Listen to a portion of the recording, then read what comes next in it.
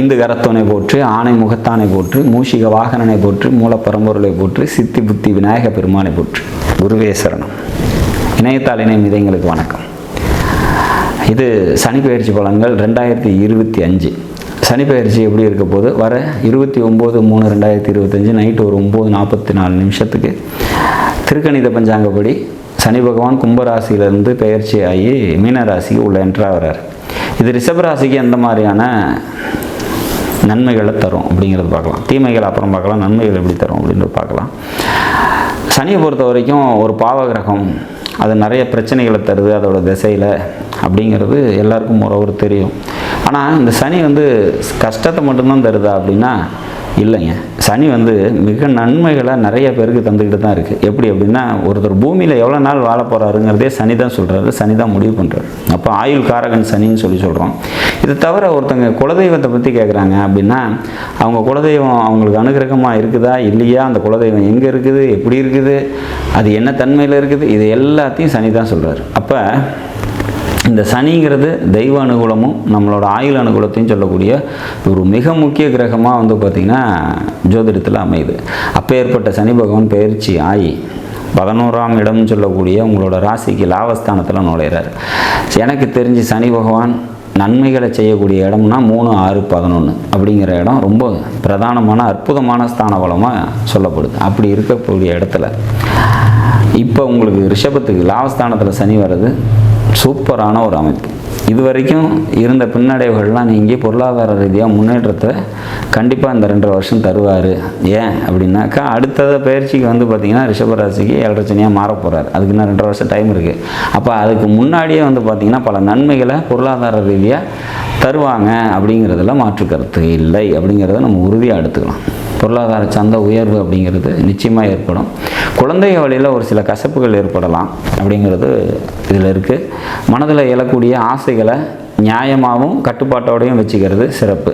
வரக்கூடிய வருமானத்தை சேவிங்ஸாக எப்படி வச்சுக்கலாம் அப்படிங்கிறத பார்க்கணும். ஏன்னா அடுத்து வரக்கூடிய 7.5 சனி காலத்துக்கு நமக்கு இந்த லாபத்தில் இருக்கக்கூடிய சனி இப்போ கொடுக்கக்கூடிய லாபத்தை நம்ம சேவிங்ஸாக வச்சுக்கிட்டு நம்மளோட பொருளாதாரத்தை நல்லபடியாக உயர்த்திக்கிறதுக்கு உதவி பண்ணக்கூடிய வகையில் இந்த சனிப்பெயர்ச்சி உங்களுக்கு இருக்குது அப்படிங்கிறத நம்ம உறுதியாக சொல்லலாம். உடல் ரீதியான தொந்தரவுகள் யாருக்காவது இருக்குது அப்படின்னாக்கா அதை ஹாஸ்பிட்டல் போய் செக்கப் பண்ணிக்கிறது நல்லது அப்படிங்கிறதையும் இந்த சனி பகவான் 11ஆம் இடத்துக்கு வரும்போது நம்ம சொல்லித்தான் ஆகணும். ஹெல்த் இஷ்யூஸு ஒரு சில பேருக்கு வரத்தான் செய்யும் அப்படிங்கிறதையும் நம்ம புரிஞ்சுக்கணும். மற்றபடி தொழில் பார்த்திங்கனாக்கா ரொம்ப சிறப்பாக இருக்கும். தொழிலில் முன்னேற்றமான ஒரு சூழ்நிலைகள் அமையும். குடும்பத்துக்கு தேவையான அனைத்து விஷயங்களையும் நீங்கள் செஞ்சு கொடுக்கறதுக்கான வாய்ப்புகள் உண்டு அப்படிங்கிறது அமைப்பு. கம்யூனிகேஷன் தொடர்பான நன்மைகள் ஏற்படும். இளைய சகோதரங்கள் அல்லது மாமனார் வழியில் நன்மைகள் ஏற்படும். உங்களால் அவங்களுக்கும் அவங்களால் உங்களுக்கும் நிச்சயமாக நன்மைகள் ஏற்படுறதுக்கான வாய்ப்புகள் உண்டு அப்படிங்கிற மாதிரியான ஒரு அமைப்பு. அம்மாவோட ஹெல்த் பிரச்சனைகள் அப்படிங்கிறது வரும். அதை நீங்கள் பார்த்துக்கிறது பெட்டர். கொஞ்சம் கூடுதல் கவனத்தோடு பார்த்துக்கிறது நன்மையை தரும் அப்படிங்கிற மாதிரியான ஒரு அமைப்பு. வேலைக்கு போயிட்டுருக்கவங்களுக்கு வேலையில் பார்த்திங்கனாக்கா முன்னேற்றமான சூழ்நிலைகள் நிச்சயமாக ஏற்படும் அப்படிங்கிற மாதிரியான ஒரு அமைப்பு. 10ஆம் வீட்டில், அதாவது லாபஸ்தானத்தில் சனி இருக்கார். உங்களோட ஜாதகத்துக்கு 10ஆம் வீடு அப்படின்னு சொல்லக்கூடிய, அதாவது ரிஷப ராசிக்கு 10ஆம் வீடு அப்படின்னு சொல்லக்கூடிய கும்பத்துக்கு 2ஆம் வீட்டில் இருக்கார், மீனத்தில் இருக்கார். அப்போ இது ஒரு சிறப்பான அமைப்பு. சொந்த தொழில் செஞ்சுட்ருக்கவங்களுக்கும் வேலைக்கு போயிட்டுருக்கவங்களுக்கும் வேலையில் முன்னேற்றமான சூழ்நிலைகள் இருக்கும் அப்படிங்கிற மாதிரியான ஒரு அமைப்பு. பொருளாதாரம் நல்லாயிருக்கும். பொருளாதாரம் சம்மந்தப்பட்ட உயர்வு ஏற்படும். நண்பர்களால் நன்மைகளும் ஏற்படும். ஒரு சில பேருக்கு கசப்புணர்ச்சிகளும் ஏற்படும். இதில் எல்லாருக்குமே இப்படி தான் இருக்குமா? எல்லாருக்குமே எல்லா ரிஷபராசிக்கும் நல்லதே நடந்துருமா அப்படின்னா ஒரு சில பேருக்கு ஒரு சில மாற்றங்கள் உண்டு. ஏன் அப்படின்னா, அந்த மீனராசிக்குள்ளே என்ன கிரகம் இருக்குது உங்களோட ஜன்மகால ஜாதகத்தில்னு பாருங்கள். சப்போஸ் அங்கே ராகு இருக்குது அப்படின்னாக்கா இந்த சனிப்பெயர்ச்சி கொஞ்சம் நற்பலன்களை குறைச்சி தான் தரும். கேது இருக்குது அப்படின்னாக்கா அதுவுமே பார்த்திங்கன்னா ஓரளவுக்கு கம்மியான நற்பலன்களை தான் தரும் அப்படிங்கிறதுல நம்ம மாற்று கருத்து இருக்காது. ஆனால் நன்மைகளை அதிகமாக செய்கிறோம். யாருக்கு? 11ஆம் இடத்துல வரக்கூடிய சனி அதிக நன்மைகளை யாருக்கெல்லாம் தரும் அப்படின்னா, அந்த மீனராசியில் உங்களோட லக்னாதிபதினு சொல்லக்கூடிய சுக்கிரன் இருக்கார் அப்படின்னா, சனியோடு சேர்ந்த சுக்கிரன் மிக நன்மைகளை தருவார். அதில் மாற்று கருத்து இல்லை. எல்லாருக்கும் மற்றவங்களுக்கு எல்லாத்த விடவும் அங்கே சுக்கிரன் இருக்கிறவங்களுக்கு அதிக நன்மையை சனி பகவான் தருவார். சப்போஸ் குரு ஆட்சியாக இருக்கார், நீங்கள் ஒரு 88 பிறந்திருக்கீங்க அப்படின்னா அங்கே ஆட்சி பெற்ற குரு இருக்கும். அவர் கூட சனி சேரும் போது தொழிலில் முன்னேற்றம், பொருளாதார உயர்வு அப்படிங்கிற மாதிரியான ஒரு அமைப்பு இன்னும் கூடுதலாக கிடைக்கும். குரு வேறு அங்கே ஆட்சி பெற்றிருக்கிறதுனால. அப்போ அந்த வீட்டுக்குள்ளே என்ன கிரகம் இருக்குதோ அதை பொறுத்து நன்மைகள் அதிகமாகும்.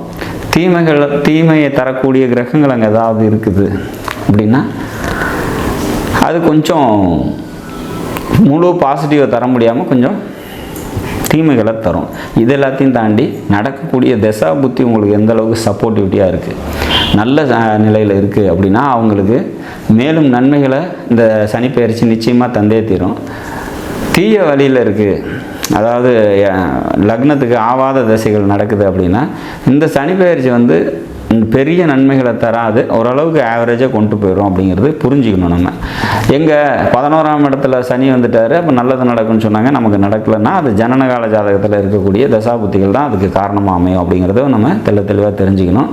இப்போ அங்கே மீனராசியில் சுக்கிரனோ குருவோ இருக்கக்கூடியவங்களுக்கு கூடுதல் நன்மை இல்லை. ராகு கேது சனி செவ்வாய் இவங்கெல்லாம் இருக்குது மீனத்தில் அப்படின்னா அவங்களுக்கு நன்மைகள் கொஞ்சம் குறைவு அப்படிங்கிறத புரிஞ்சுக்கணும். மீனராசிக்குள்ளே இருக்கக்கூடிய கிரகம்தான் இந்த சனிப்பெயர்ச்சியை உங்களுக்கு முடிவு பண்ணி தரப்போகுது அப்படிங்கிறதையும் புரிஞ்சுக்கணும். மோரோவர் அங்கே கிரகமே இல்லை அப்படின்னாக்கா சனி உள்ளே வராரு, லாபஸ்தானத்தில் நிற்கக்கூடிய சனி பல நன்மைகளை தந்தே தீர்வார் அப்படிங்கிறதுல மாற்று கருத்து இல்லை. பொருளாதார ரீதியான உயர்வும், நண்பர்களால் நன்மையும், தொழிலில் வெற்றியும், வேலைக்கு போகிறவங்களுக்கு முன்னேற்றமான ஒரு சூழ்நிலையும் நிச்சயமாக அமையுங்கிறதுல நம்ம உறுதியாக இருக்கலாம். தெய்வ வழிபாடு அப்படின்னா ஊர் எல்லையில் இருக்கக்கூடிய காவல் தெய்வ வழிபாடு, நீர்நிலைக்கு அருகாமையில் இருக்கக்கூடிய காவல் தெய்வ வழிபாடு மிக நன்மைகளை தரும் அப்படிங்கிறது உறுதியாக சொல்லலாம். நாடும் நாட்டு மக்களும் நலமுடன் வாழ நவகிரகங்களை வேண்டி அமைகிறேன். நன்றி, வணக்கம்.